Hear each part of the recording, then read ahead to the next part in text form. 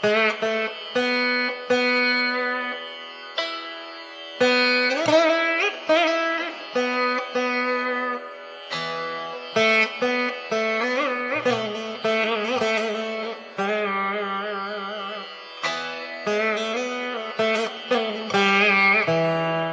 invite Sri Raivatha Sharma ji to do the invocation. Om Gananam tva Ganapati Gum Havavahe Kavim Kavinamupamasravastamam Jyeshtarajam Brahmanam Brahmanaspata Anashranvannotibhis Sedasadanam Sa ijjanena sa vishasa janmana sa putrairvajam bharate dhanandrubhihi Devanayah pitarama vivasati shraddhamana havisha brahmanaspatim Bruhaspate atayadaryo arhat jumat vibhati kratumajjaneshu Yaddida yachavasarta praja tatadasma sudраvinandhehi chitram vimime tvapayaspatim devanan dhenugum sudughamanapasphurantim indrasomam pibatu kshevo astunaha nikame nikame naf parjanyo varushatu Phalinyo na oshadhayah pachyantam yogakshemo nah kalpatam madhuvata ritayate madhuksharanti sindhavaha madhvirnas santvoshadhihi madhunakta mutoshasi madhumatparthivagum rajaha madhudyaurastu nah pita Madhuman no vanaspatir madhumagum astu suryaha madhvirgavo bhavantu naha ajyano devasavitah prajavatsavi saubhagam paradushvapniyagum suva vishvani devasavitarduritani parasuva yad bhadram tanma asuva Bhadram karne vishrunuyama devaha Bhadram pashyemakshabhiryajatraha Sthirairangaistustuvagum sastanubhihi Vyashema devahitam yadayuhu Swasti na indro vruddhashravaha Swasti na pusha vishvavedaha Swasti nastarkshyo arishtanemihi Swasti no brahaspatir dadhatu Om Shanti Shanti Shanti Om Dhanyavad Raivatha ji. We will start this session by a small introduction of both the organization. I will invite Sri Sanket Kalambe ji, the founder of That Indian Monk, to give us a brief information about the organization. Okay, Dhanyavad. So this is our first event, and a very much thank you to all of you, and happy Gudi Padwa Ugadi to everyone. So That Indian Monk was started with an initiative as a community engagement platform to engage with the IKS, the organization that are serving in the IKS. Further, we advanced it with an idea to start a cultural innovation lab as well. So right now we are in the development mode of working with some research projects and collaborating with different organizations to create dialogue and engagements in this particular sphere. So this is our initiative that we started it was started an year ago, but we are implementing this like 1 month ago, and there are a lot of updates which are coming up in the upcoming few weeks. So I would like to say stay tuned, and more of such details will be revealed in the upcoming days. Thank you. Dhanyavad Sanket ji. Now I invite Renuka Joshi ji to introduce Kameswari Foundation. Thank you, Anirudh. Namaste, everyone. Sri Kameswari Foundation was initiated by our acharyas, Acharya Surya Narayana and Acharya Srinivasa. And Kameswari Foundation is an emerging organization which is dedicated to the study of Indian knowledge systems. Its primary objective and the central focus of the organization is to comprehend, preserve, and utilize the knowledge contained in Shastras, make it accessible, and empower Sanatan Dharma. I'm also very glad to share that this vision of our Acharyas got manifested, and Kameshwari Foundation has also launched an offline center for Vedic and Shastric studies. So we are also involved in other initiatives to know more about our other initiatives and to know more about a center for Vedic and Shastric studies. You can always contact us. Thank you. Dhanyavad Renuka ji. So with no further delay, we shall start our session. So with us today, we have Vidwan Srinivas Jammalamadaka ji. He's a director of Sri Kameswari Foundation and assistant professor at School of Shastric Learning, Kavi Kulguru Kalidas Sanskrit University, Ramtek. And he's also conferred with Tarkaratnam and Vidwan Mani awards by Sri Kanchi Shankaracharya, and also honored by Shastra Kalanidhi Award by Madhya Pradesh State Governor. So with I'll request Acharya Srinivas Jammalamadaka ji to start the session. Dhanyavad. Okay. Thank you, Sanket, Anirudh, and Renuka. And namaste, everyone. I should welcome all on behalf of Kameshwari Foundation and myself being invited in my own event. It's, so it's really nice to connect with all of you. And I really thank everyone for joining us in a very short notice that actually we planned this, and the response is really very good as far as I see it.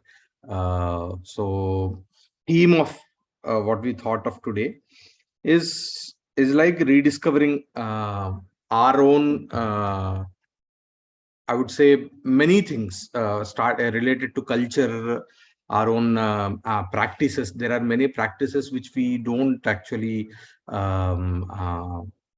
know that we are being actually practicing these things from age unknown, and at times we in the whole in the due time we actually forget, I would say, the roots of it. So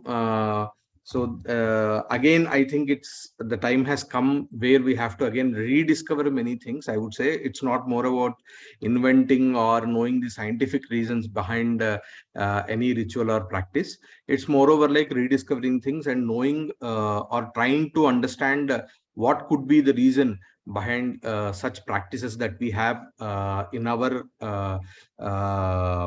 day-to-day life, which have initiated or which have been which have their origin in this Bharata Varsha. So as we had we have done a set of videos so which were actually posted just 2 days before on our all social media platforms on how to celebrate this Gudi Padwa or Ugadi, and the rituals that are prescribed, and moreover how to actually celebrate festivals. So rediscovering our Hindu New Year, it's moreover like we do have different, we know this New Year with different names among different states. Some may call it Baishakhi, some may call it Gudi Padwa, some may call it Ugadi, some may call it Ugadi. So Navavarsha, some will call it as Navavarsha. So you have, we know them through different names, and it is the beauty that across India, there are many things that have to be actually, that can be actually performed, or rituals that have to be performed. And the beauty is that some rituals are very much famous in some parts of India, and some are famous in other parts of India. I think I'll just go through the rituals that we have to perform very quickly. I'll not give much. I'll not waste much time about going, because we have done a separate video for that. So there are 7 things that are said to be done on this particular day. So those are Tailabhyangam, Dhwajarohanam, Nimbapatra Sevanam, Vatsaradi Phalashravanam, Navaratri Arambha, Prapadanam, and Dharma Ghatadanam.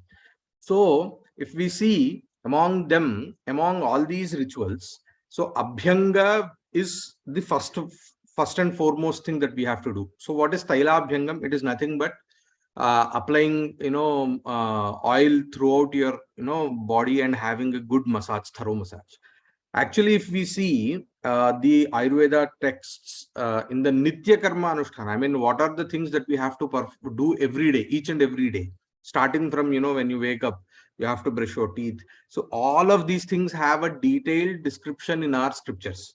So in Ayurveda text you have them, in Dharma Shastra text you have them. So Dharma Shastra texts deal with the dharmic relation between these practices, and Ayurveda texts deal with the health benefits, or why should they be, the purpose of them regarding health. So they deal the same content with different approaches according to their main objectives. So that is the beauty. So if we go through the Ayurveda texts, it is said that Abhyanga, Tailabhyanga, or having an oil massage is a daily thing that we have to do. So it is a daily thing. So there are some things that have to be done daily. That is, one is called as Nashyam. Nashyam means applying oil in your nose. That is one thing. One is Tailabhyangam, that is having a thorough massage of your body with oil. And that too with which kind of an oil? It depends upon your prakriti of your body. It could be with sesame oil. Taila normally means sesame oil. So it could be sesame oil. At times it could be coconut oil. It could be something else. So it depends, even depending upon the kind of prakriti that your body is. At times it could be special oils for your, if you're having any health problem, it could be of a special oil. So Tailabhyangam is a daily thing that we have to do. And then comes exercise, Vyayama. So these are all each and every day that we have to do. But even then, why do we have a special mention of Tailabhyanga as part of Ugadi? Is because in certain days, it is not that Tailabhyanga is part of every festival. There are very specific festivals which has Tailabhyanga as a constituent of the festival. One is this Gudi Padva or New Year, and the other one would be Naraka Chaturdashi, or the previous day of Diwali. So even on that day, Tailabhyanga is a constituent part of that particular festival.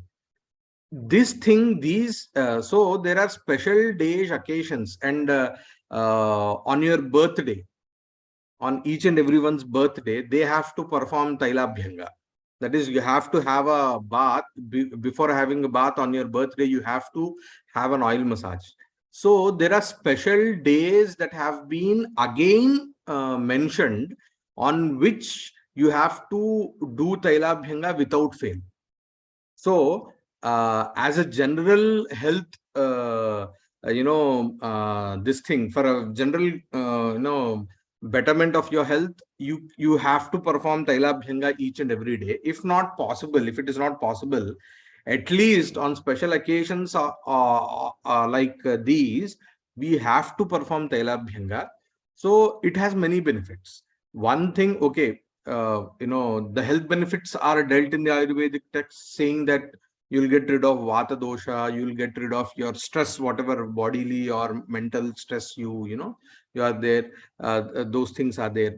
You get relieved of them. And at the same time, this Tailabhyanga, interestingly, has a relation with it in these special occasions. If you do not perform Tailabhyanga on this particular day, it is said that you'll go to Naraka. So it is somewhere they have related it with the dharma. So when it comes of these naraka, and interestingly, what happens, can anyone guess why do we call the previous day of Diwali as Naraka Chaturdashi? Normally, in the popular culture, there is a story of Narakasura. So that is how we normally relate ourselves with Naraka Chaturdashi. So Narakasura was a demon or a Rakshasa who was killed by Satyabhama. So this is the popular story known on the Naraka Chaturdashi day. Hence, we have to celebrate Naraka Chaturdashi. So we burst crackers. So this is what is the popular culture. In the popular culture, this is the story that has been propagated. But interestingly, this is the you don't find any scriptural reference to this story. If you go and see, there is an Narakasura story available, but it has nothing to do with Naraka Chaturdashi, nor Satyabhama killed Narakasura. It was Sri Krishna who killed Narakasura. But somehow the word Naraka, Narakasura and Naraka, they both are same. So they have tagged it with Naraka Chaturdashi. So interesting fact is that Naraka Chaturdashi has nothing to do with Narakasura Vada, but it has something to do with Tailabhyanga on that particular day. So you have to perform Tailabhyanga. So actually, the Naraka Chaturdashi festival is very much centered. The center focus of that particular festival is actually having Tailabhyanga on that particular day, on a particular time. If you do not, whoever fears Naraka as a place, have to perform Tailabhyanga on that particular day in order to not go to Naraka. So this is actually the purpose that has been told in the scriptures. So what happens is, in a due course of time, we forget the what is the root cause or what is the purpose of all these festivals, and something else will crop up. What happened is, in the late 50s, 1950s, there were some films made on Narakasura Vadha, and they linked this Narakasura Vadha with Naraka Chaturdashi, and that became popular. So we actually stopped referring our own scriptures, and we lost the stories, the beautiful stories or the purposes of each and every festival. How many of us know why are we celebrating Raksha Bandhan? I guess very less of us know what is the real purpose or what is the real story behind Raksha Bandhan. But we create for ourselves, take it for granted, or we associate ourselves with those festivals with some popularly or hearsay stories. We don't even bother why are we actually celebrating Raksha Bandhan. It is now a multi-millennium, I suppose, dollar business that will be done in the name of Rakhi, in the name of Diwali, in the name of Holi, in the name of whatever, each and every festival. But we actually don't know how to perform, how to celebrate. One thing is how to celebrate, what are all the things that we have to do on that particular day, and what are the causes behind all these festivals. Why do we have these many festivals? So it is only that we have to again go back to our own knowledge sources and refer them. And again, if we refer, we get to know many wonderful facts. In this case of New Year, if we see one thing, okay, Tailabhyangam is done. Then Dhwajarohanam. Dhwajarohanam means hoisting a flag. So this, fortunately, this ritual is very much prevalent in Maharashtra in the name of Gudi Padwa. So the word Gudi itself is flag, right? So they create a flag and actually each and everyone hoists a flag. So this culture is prevalent in throughout Maharashtra and maybe in other parts of the Bharat also. So this is fortunate thing that one ritual is still being followed. But how many of us know what is actually a dhwaja? So what is a dhwaja? It is not a mere flag. Flag can, flags are of many kinds. So there is a whole concept of flags in our scriptures. If you go and visit our Mahabharata, there you have even while each and every chariot in the Mahabharata war, Arjuna has a different flag, Bhima has a different flag, Dharmaraja has a different flag, Suyodhana has a different flag. So each and every flag actually depicts one's own personality at times. At times, flags depict your clan. At times, even you can design a flag which will actually represent yourself.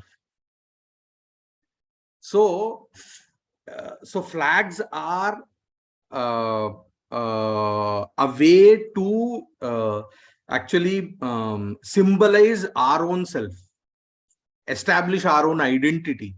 So if we go and see in the Mahabharata, you flag wonderful descriptions of flags. And flags aren't only a piece of cloth.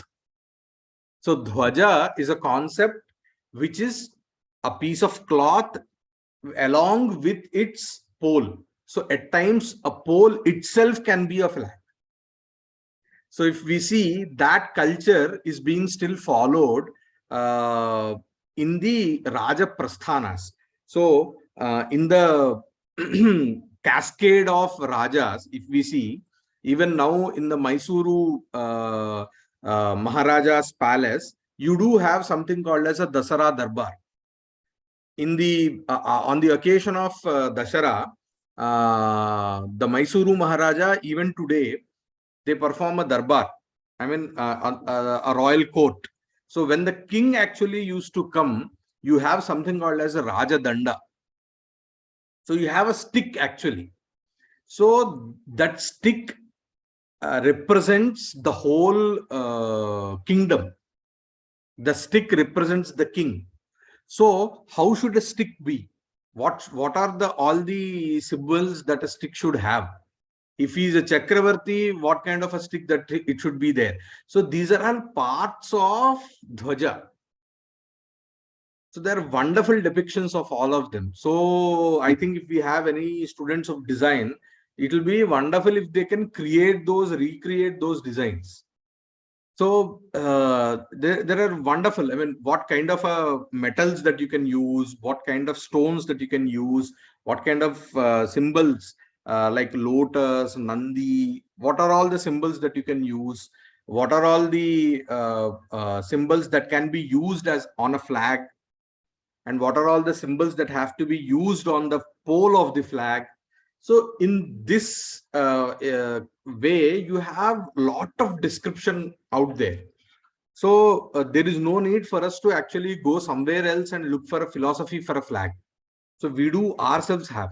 So it is so micro to macro level kind of concepts are all these. You can apply a concept of flag to yourself, starting from yourself as an individual from the micro level to the macro level of, whole depiction of, we do have now flags of each and every country has a flag.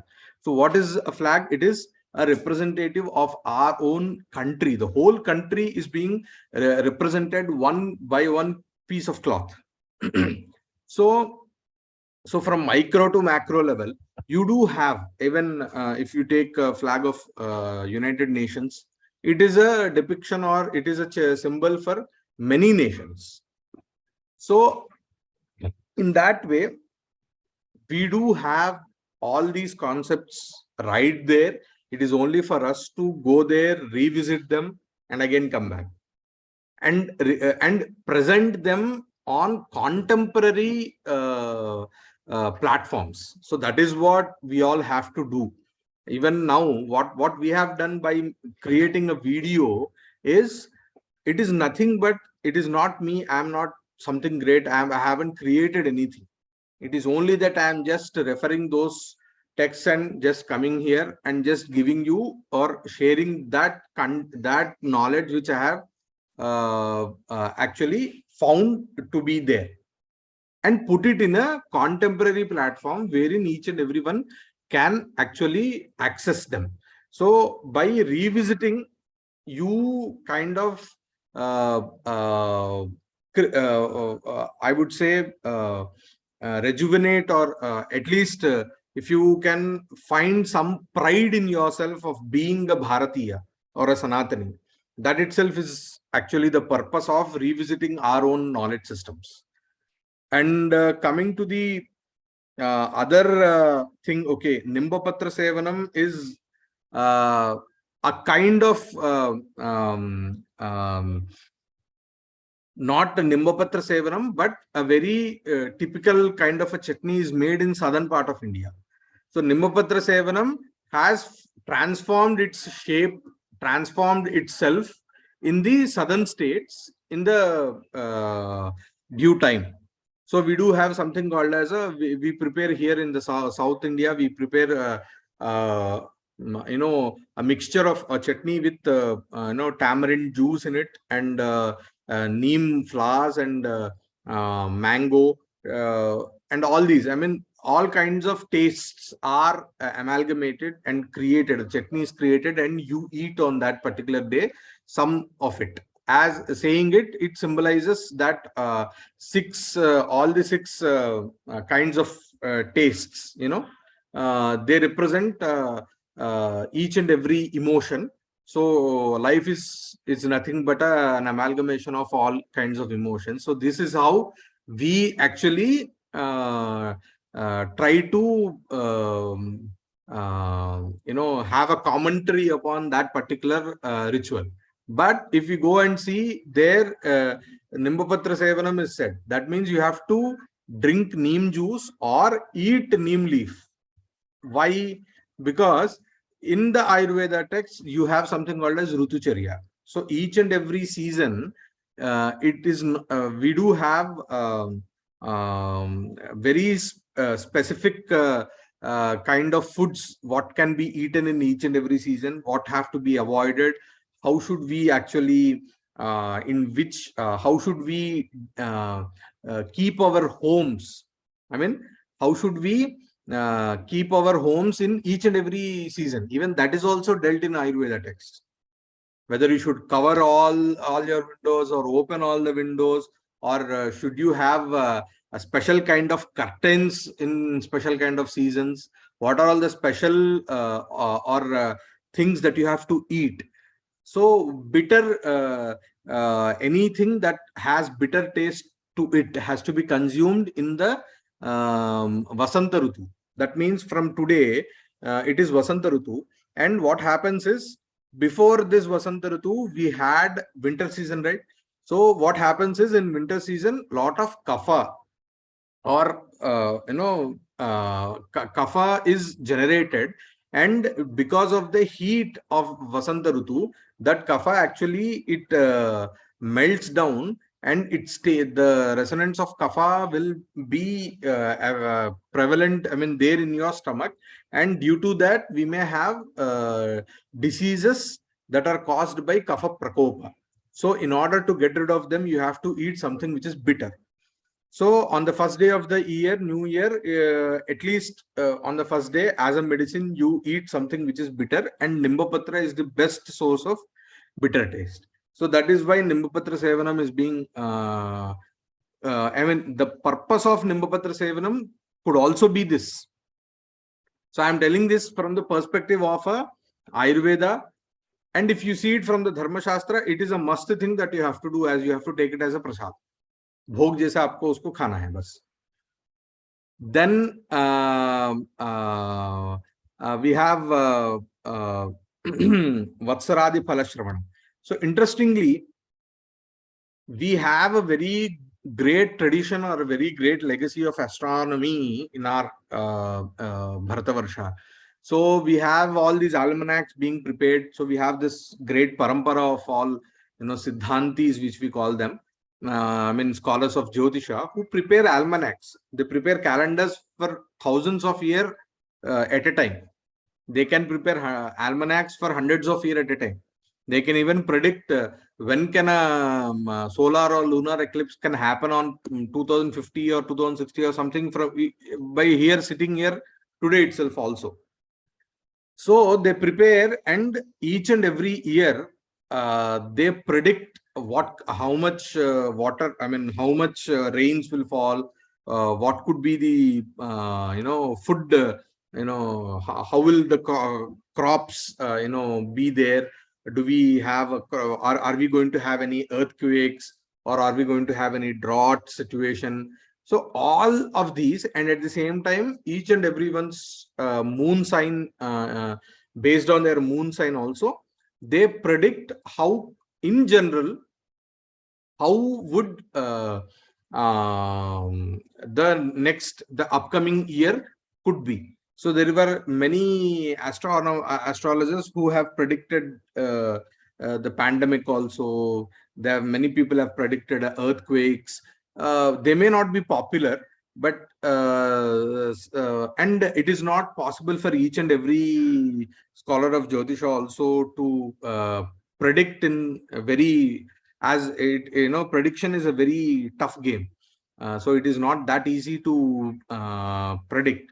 So there may be here and there may be some in the what you call the specific results may change a bit, but in general the predictions, they all actually are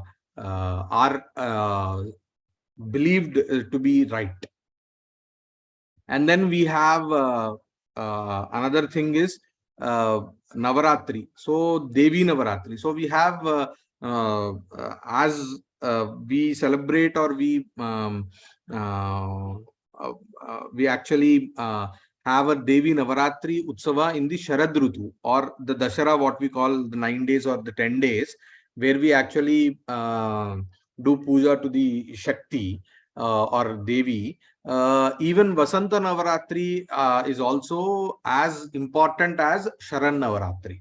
So starting from today, the coming 9 days until Ramanavami, it is said to be Devi Navaratri, and starting from today, goddess Devi, any form of Shakti,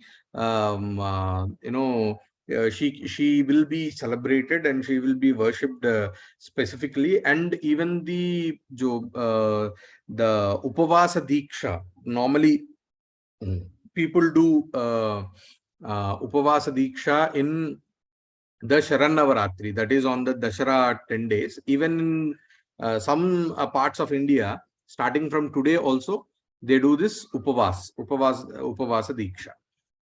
And then there are two things which are very much interesting, which are lesser known. That is, one thing is Prapadana. So Prapa is nothing but water outpost, where normally in the summer, many social welfare organizations and many other organizations, they actually set up these water distribution outposts, and they distribute water. Some people even distribute buttermilk and etc. So whoever will come out of without any charging anything. So actually, interestingly, this is a must thing that should be done by the financially affluent families, according to Dharma Shastras. So whoever can actually afford establishing these kind of outposts, they should actually set up an distribution center like these, as many as distribution centers wherever they can, and they have to do it. It's a part of a duty that has been given to them according to the Dharma Shastras. So this is a wonderful fact, I feel, that has to be popularized because and it has a very meaningful name to it, Prapa. And I suppose even that is a very short name. Maybe we have to brandize this word Prapa, and we should use as much, as many places as we can, and maybe even run a campaign for next year. If anyone is interested, I will also be very much happy to associate. if we can create a campaign with the name brandizing Prapa as for the these free distribution counters, so that it's a very meaningful word. So piyate, prakrishtena piyate asyam. So what does the word Prapa means? A place wherein people come and drink water. So that is what actually it means, Prapa. So it's a wonderful name, which is very short, which sounds good, which can be actually popularized, and it has a meaning to it. It's not a meaningless word. So so this is one thing, and this has to be done for the next 4 months. Even the deadline is also set by the Dharma Shastras. For the next 4 months, you have to establish some kind of, these kind of distribution centers and run it for the next 4 months. So it covers all the summer season, and many people will get benefited out of it. And for which purpose are you doing this? They say it is for in order, remembering your own ancestors.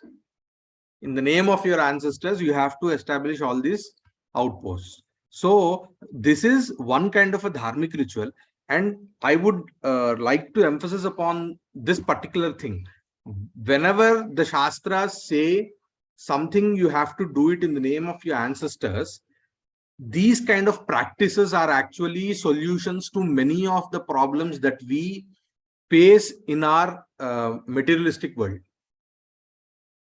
So if you're not finding solutions to very worldly problems, like you're not getting married, or you're not having children, or else you're having some problem of being related to wealth, any kind of wealth, whether it could be health, whether it could be money or anything. So these are all considered to be aihika problems. Aihika means the problems which are related to this particular world in which we are living. So if the solution for this is to remember your ancestors, do something in the name of your ancestors.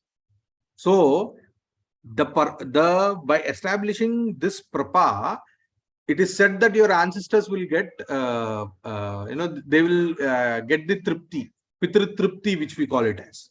I mean, they will be happy if you do all these things.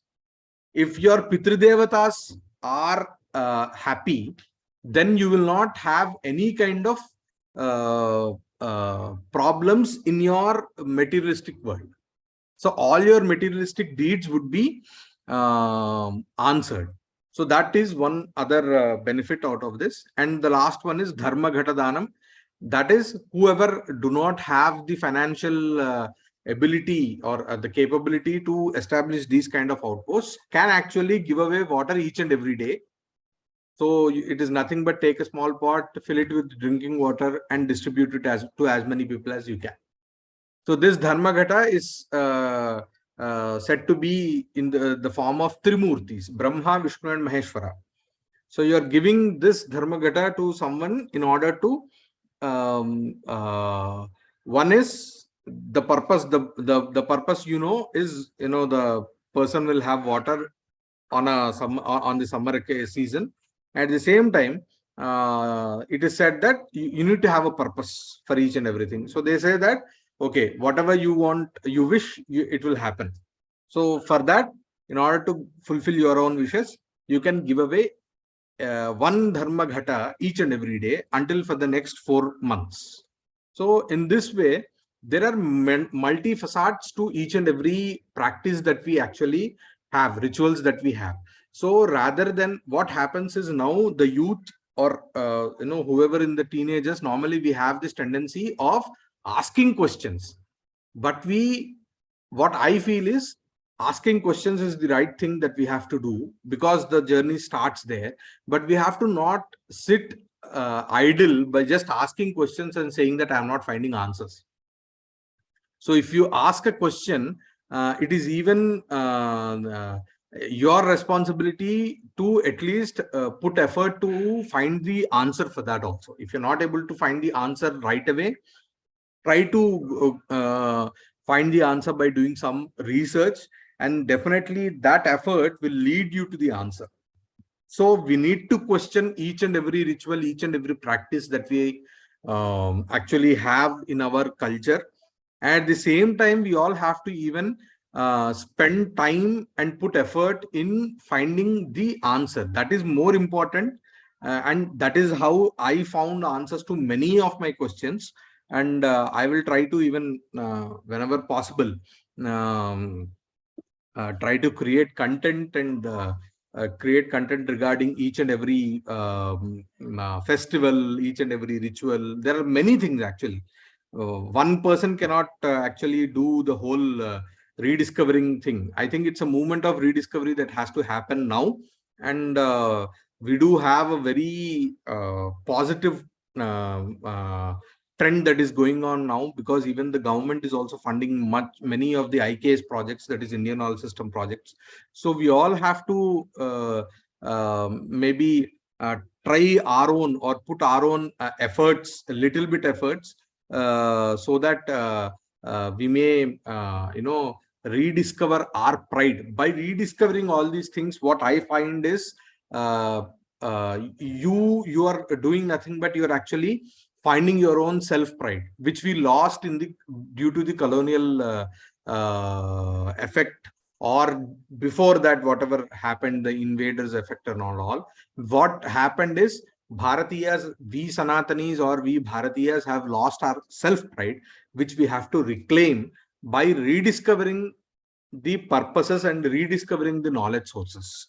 So by saying this, I would once again wish everyone a very happy Shobhakran Nama Samvatsara. So this year can be called as Shobhakrit or Shobhana Nama Samvatsara. So I once again, on behalf of Kameswari Foundation and that Indian monk, I wish once again everyone a very purposeful and maybe awakening year ahead. And I would actually thank whoever, I mean, Sanket and Anirudh and all the others who have made this possible, this meeting possible, and share some of my thoughts with all of you. Thank you very much. Thank you so much, Acharya. Now we are open for the questions if someone have. So after the question and answer session, we have a small activity for everyone as a takeaway. So if anyone have any questions, please ask. Yes, Simranji. You can unmute yourself now. Yes, I'm audible. Yeah. Yes. Namaste, Srinivas. Thank you so much for the way you have put up the insights. It's something. It's something I got today. Very new lens to look at our festivals. Like as we celebrate the festivals currently in our day-to-day life, I'm seeing this little stories which add a lot of rasa to the regular everyday elements is getting missing. So one of my question is we as a youth, where we should go when we need to find something, what are the authentic sources where we can actually also go and read about them. That was one of the question. Yeah.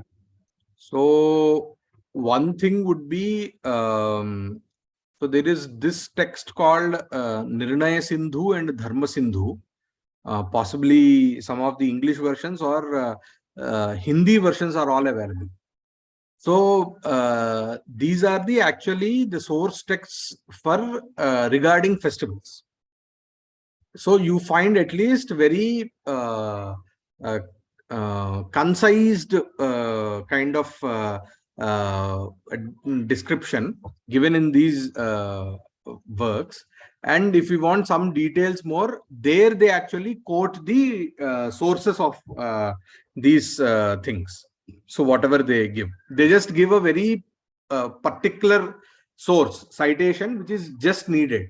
But if you want a more detailed description of it, they say go to this particular Purana or they cite the source so that we can actually go there and actually again find the whole picture out of it. Actually, there is a lot of digging that has to be done, and in order to equip ourselves with the needed tools to rediscover, we from Kameswari Foundation are associating ourselves with multiple platforms and trying to design certain courses which will actually enable people to enhance their own skills with particular tools. At times, it may not be that any translation is available. The source text would be maybe in only pure Sanskrit. So you need to have a basic understanding of Sanskrit. That could be one thing. At times there should be some understanding of basic concepts of Shastras. So we are coming up with some courses wherein actually with short time courses, wherein actually the basic fundamental knowledge has to be first there. The fundamental knowledge. So what's happening is, I've seen that someone after doing a small video on this Dhwajarohanam on this thing, there was a whole discussion wherein the leftists have come and they started talking about this is nothing but the tribal thing and all that. They come up with their own agenda. So in order to answer them, you need to have some understanding of fundamentals of our Sanatana Dharma. So what happened, what is the lacuna now we are facing is that the general population is not having at least a basic knowledge or fundamental knowledge of what we actually are. So we are trying to come up with some courses or some kind of literature and content planning to come up with some content wherein these things get addressed. So one thing is Dharma Sindhu or Nirnay Sindhu, and the other thing is start at least with something with basic course of Sanskrit so that you can understand yourself. You can go there and refer those books, and it is not rocket science. It's all out there. It is only that now we have to, and even now the more beautiful thing is that all these are available online, free of cost. So it is not that you have to go to even a library. You can sit wherever you are and actually you can refer. It is only that you don't know the sources, and we are all there to guide. So we are all actually there for that particular purpose, I feel. So that would be my answer.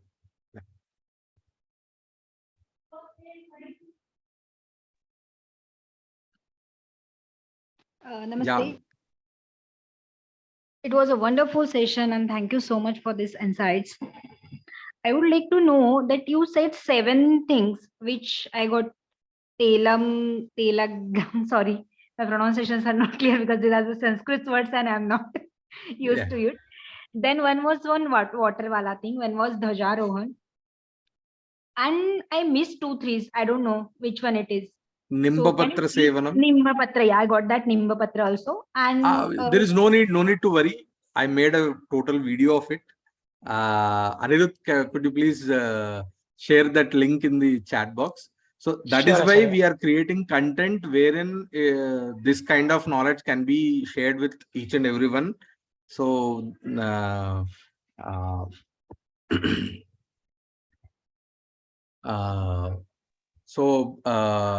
I think Anirudh will be sharing that videos with us. Yeah, video link. And one more thing would like to ask, that telagam, you said that we have to do before the festival, like Gudi Padwa hai to uske ek din pehle, or Diwali hai to ek din pehle. And you are saying on the occasion of your subah. मतलब ऐसा है कि हाँ जी. Okay, same day we have to do. And you said if you have a birthday also, you can do it. You can do it on the same day, right? You have to do it on the same day. It's not that you can. You have to do it. But do we need to use any particular tail for that one? Yeah, that is what I said. Normally the word taila itself means sesame oil. Sesame oil. Okay. तिल का Sorry. तेल ही तेल बोलते हैं normally. Okay. Okay. Got But it. if at times it could be that sesame oil, if sesame oil is not there, you can even use coconut oil, you can use mustard oil. So any oil that is popular in your region also. It's not essential that you have to use only this particular oil, because in Okay. some parts of the state, it's moreover like, in the southern part, it is normally hot. The climate is hot, right? So Right. by applying sesame oil, it will generate more heat. So normally it is not prescribed. So Okay. you in down south, we normally use more of coconut oil.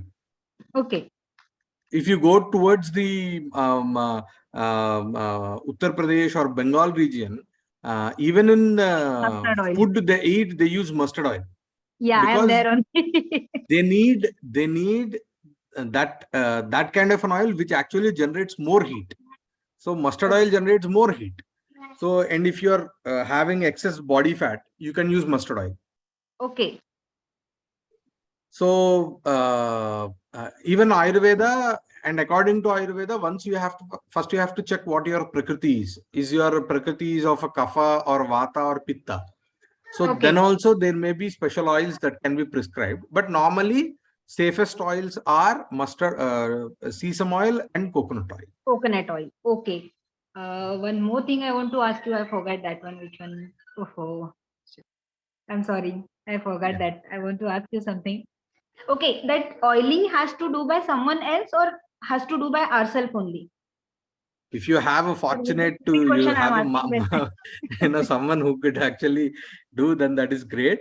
But normally I don't think we all can have a in previous days they used to be, but now it is that we have to do it by ourselves.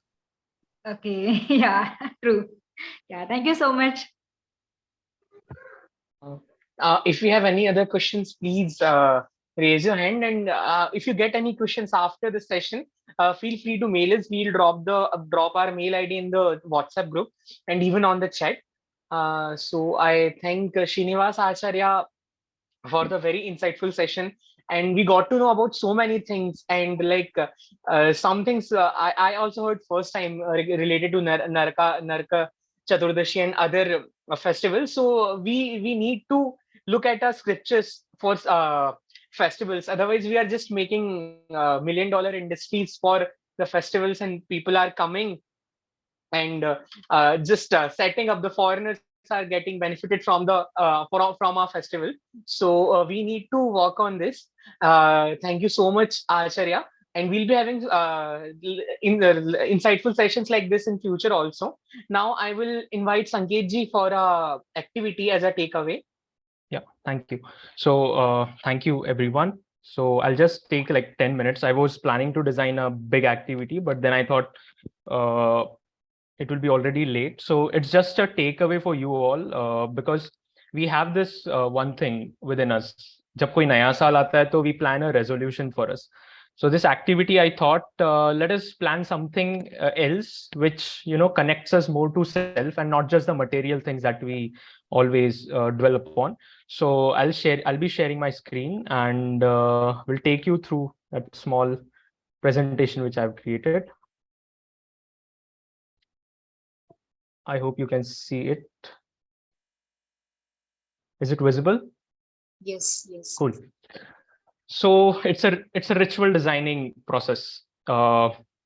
It's not fully completed. We are still designing, and we are also exploring different paradigms of ritual designing in our cultural lab that we are planning to execute in the upcoming days. So we are heading on to Vikram Summer 2080. So I thought, let us build connection with self. So instead of resolution, let's go into ritual designing. Now, very often, even in this presentation, Acharya Srinivas has given us a lot of different rituals that we can practice. Along with that, if you want to, see that growth within yourself, like these are the things that you do. And one more thing that our Indic philosophies often tell us, that you should self-reflect upon yourself. So when we do some ritual, it is not just the activities that we do, but the impact it has upon us And once the impact is there within us, what are we going to do in the society or things around us, and the impact it might have on the collective society. So anything that we design ultimately has an impact on the society. So the tree that you see here is an outcome. And very often it is very, we often see that whenever we see someone, we often say, okay, I want to become like him. Okay, I want to become this. I want to do this. I want to do that.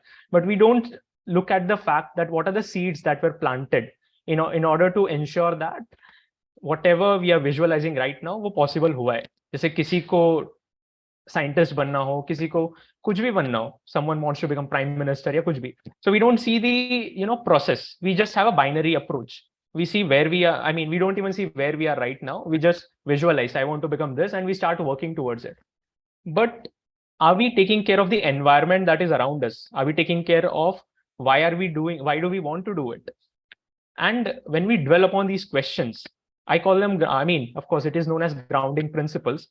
So the first task that should be laid upon us is that we should set up these grounding principles for ourselves, so that once we work on these questions which are written here, and there could be many more questions. These are some basic questions that can help you to get started. There could be hundreds of questions which can come up. And I think you should work more on those questions first, so that your philosophy, your thought process, and your idea of why do you want to start, the intent and the purpose, both are clear. Only then, when you visualize, I want to become something, which is like the tree which we can see, we can enjoy the process. Otherwise, the process will always be painful. The germination of seed, which you can see, it is always a painful process. Suddenly you will see a new paradigm. It's like a new paradigm in itself. A new system is emerging. A tree is, we are seeing a tree here, but a small plant sapling is coming out. Then it becomes a plant.